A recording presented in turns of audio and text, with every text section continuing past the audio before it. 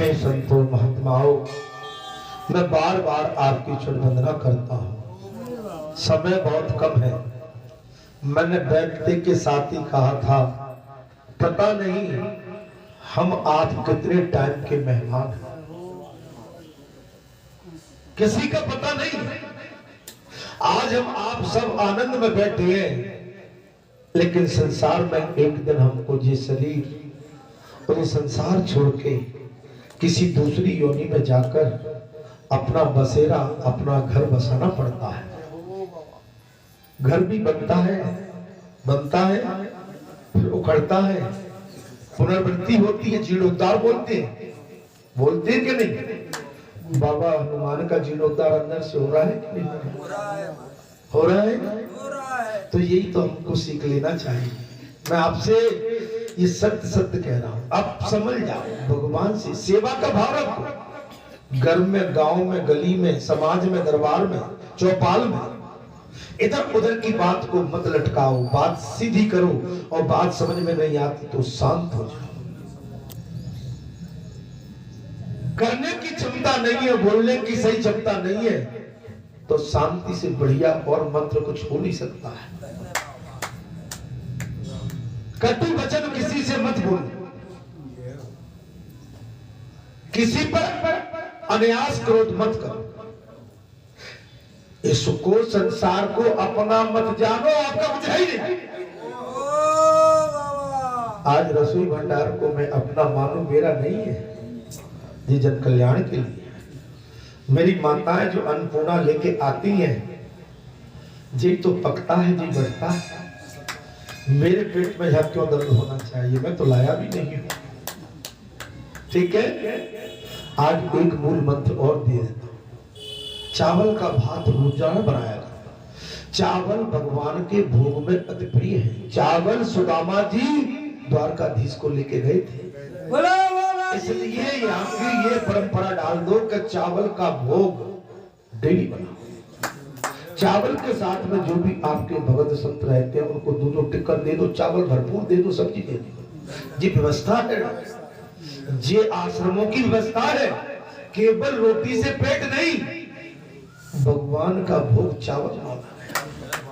मैं कुछ गलत तो नहीं बोल रहा? भगवान भर के धरते खूब चावल दाल भात, 2 टिक्कर 1 टिक्कर क्षमता होगी। जय श्री राम।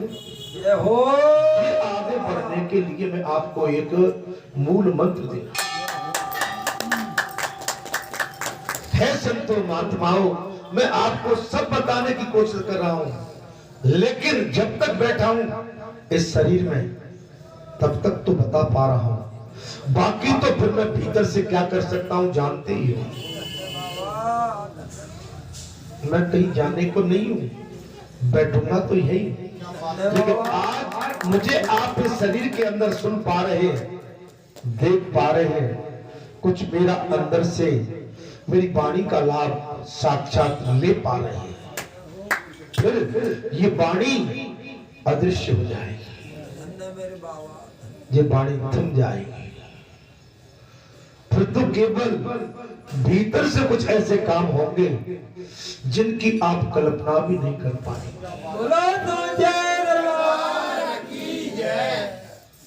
जब भगवान ने अपनी पूरी लीला की वृंदावन में, अयोध्या में, जब भगवान जाने लगे थे तो पूरे अयोध्या वासी और वृंदावन वासी जब तक आपके साथ स्वयं ब्रह्म थे, तब तक आपने ब्रह्म का तत्व, ब्रह्म का जो महत्व वो जाना ही नहीं। लेकिन जाने के बाद तुम्हें आज तो तुम्हारे क्षेत्र में, मेरे क्षेत्र में, मेरे राज्य में जो पीड़ा होती है, मैं पीड़ा को लेके और पीड़ा को तुम्हें बता भी देता हूँ, बांट भी देता हूँ। हे संतों महात्माओं, घर में बैठता हूं तो घर के लोग समझते हैं कि भाई हम बोलेंगे ऊंचे सुर में, तुम सुनते रहो। आज मैं उस परिवार को भी कह देता हूं कि तुम बहुत भूल में हो। मैं तुम्हारी हर बात को सुनता हूं, समझता हूं, लेकिन जो तुम बोलते हो मेरी समझ में नहीं पड़ता। मैं बोलते हो उससे समझो तुम।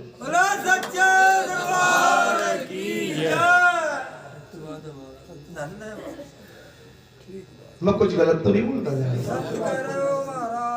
आज मैं तुम्हारे साथ बैठा हूं, तुम मेरे साथ का अगर तुमने उपयोग नहीं कर पाया, समझ में आ रही है?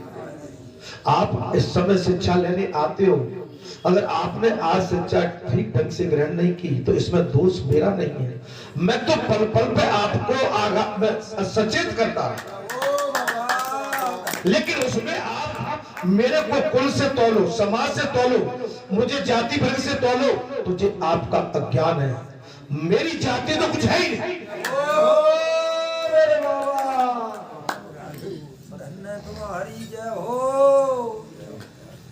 मेरी न जाति है, न मेरा कोई कुल है, न मेरा कोई निजी अपना है, न मेरा कोई पराया है।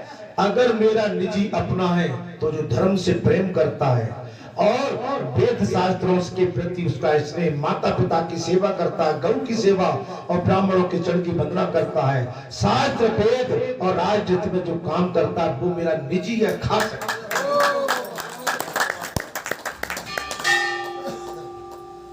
बोलो सच्चिदानंद भगवान की। आज मेरे सहारे आप सबको कई लाभ मिल रहे हैं। मेरे पास आवाज़ें आती हैं, अमुक कौन लगते हैं, सब मेरे हैं। बोले वो कहते हैं वो मेरे भाई है, हाँ मेरे भाई है। वो कहते हैं मेरे ताऊ है, हाँ मेरे उनका ताऊ है। कौन कहते हैं वो हमारे बाबा लगते हैं, हाँ मैं उनका बाबा हूं। तो जब आप संसार में मेरे नाम का लाभ ले रहे हैं तो मैं जानता हूं कि ऐसा लाभ ले लो, संसार के लाभ से तुम्हारी पूर्ति नहीं होगी, झांक के लाभ से तुम्हारी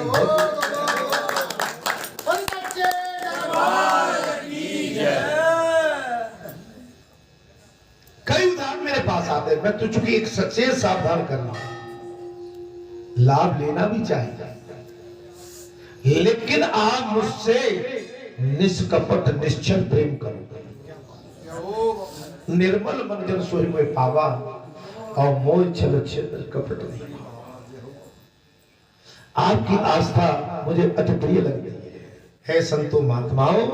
यहाँ सूत जी कहते हैं महर्षियों, कमल नयन भगवान रामचंद्र जी लोका पवाद के कारण सीता जी का परित्याग कर दिया। समझ में आ रही कि नहीं आ रही?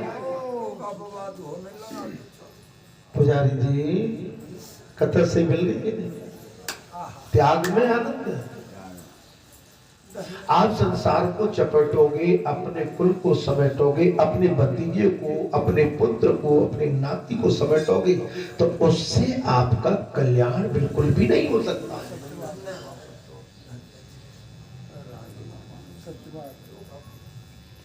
यहाँ पर कथा आ गई। सूत जी कहते हैं ब्राह्मणों, हे मुनियों, कमल नयन भगवान रामचंद्र जी ने लोकापवाद के कारण सीता जी का त्याग कर दिया। क्या कारण था? एक धोबी ने आग लगा दी।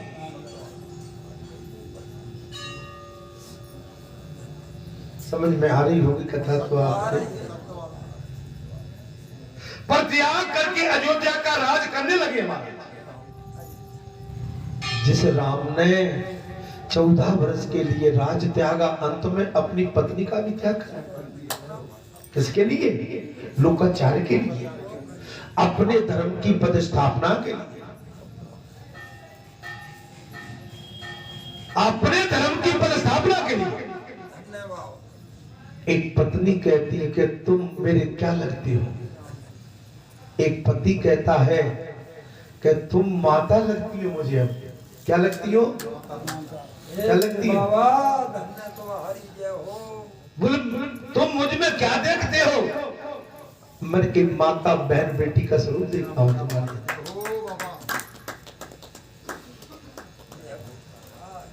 ऐसी क्या बात है? बोले बात तो बस हो गई है। लाला जी सरकार की जय।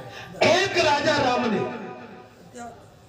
लोक अपवाद विवाद के कारण एक धोबी एक बरेठा के कहने पर अपनी धर्म पत्नी प्रिय वैदेही जनक दुलारी को एक पल में त्याग कर दिया और राज करने लगे। उन्होंने दूसरी किसी स्त्री को पत्नी रूप में भी की तरह में नहीं देखा।